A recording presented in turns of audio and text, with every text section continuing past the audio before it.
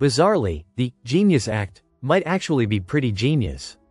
Listen to the full version on the official dinarreport.com website and become our supporter on Patreon.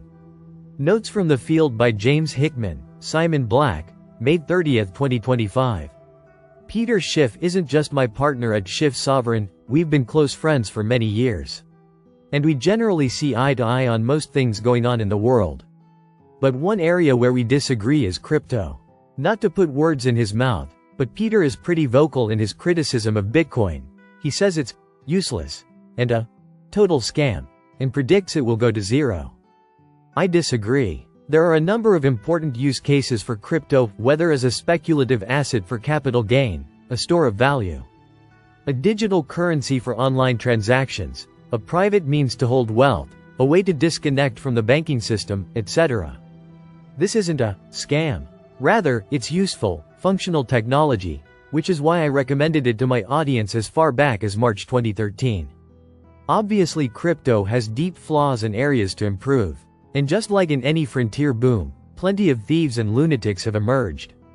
But to judge crypto based on the misdeeds of Sam Bankman-Fried is like condemning the stock market because of Bernie Madoff. All that said, there are still plenty of things that I'm skeptical about. For example, I think there's a bizarre disconnect between Bitcoin's market cap and its actual value. I recognize that Bitcoin is the original cryptocurrency, and there's some brand value associated with that.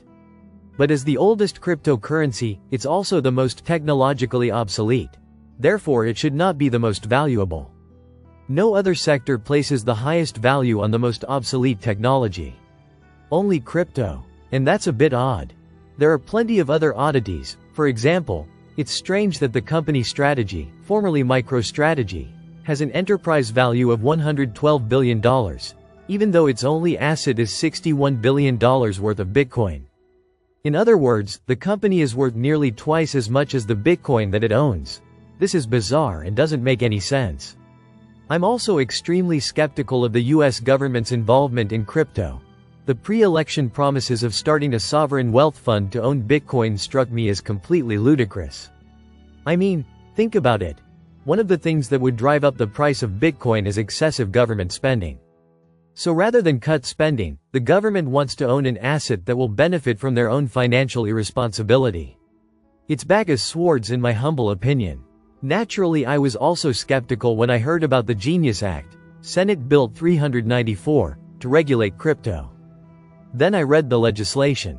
And I concluded that the Genius Act might actually be pretty genius.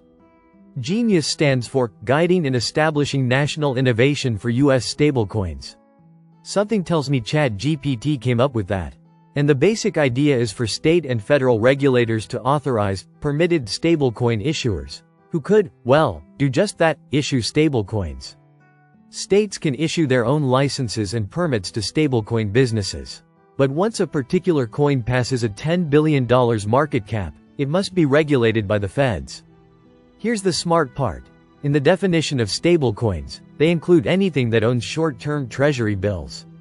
So, through this legislation, they are creating an entirely new class of investors who would purchase US government debt. This is pretty important, because the Treasury Department is in sore need of new lenders. Foreign investors are fleeing the Treasury market.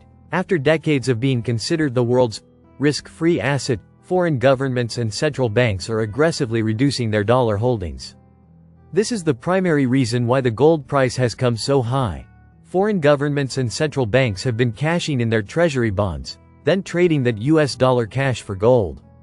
Given that the one big, beautiful bill calls for another $2 trillion deficit this fiscal year, Treasury is going to need all the lenders it can get. Remember that stablecoins, especially under this legislation, are basically just money market funds in disguise. They pool capital and buy government bonds. So, this Genius Act is essentially a way of tapping crypto wealth and diverting that capital into Treasury securities. It's a clever idea, but frankly it would be a lot better if the government simply cut spending rather than come up with innovative ways to finance the deficit.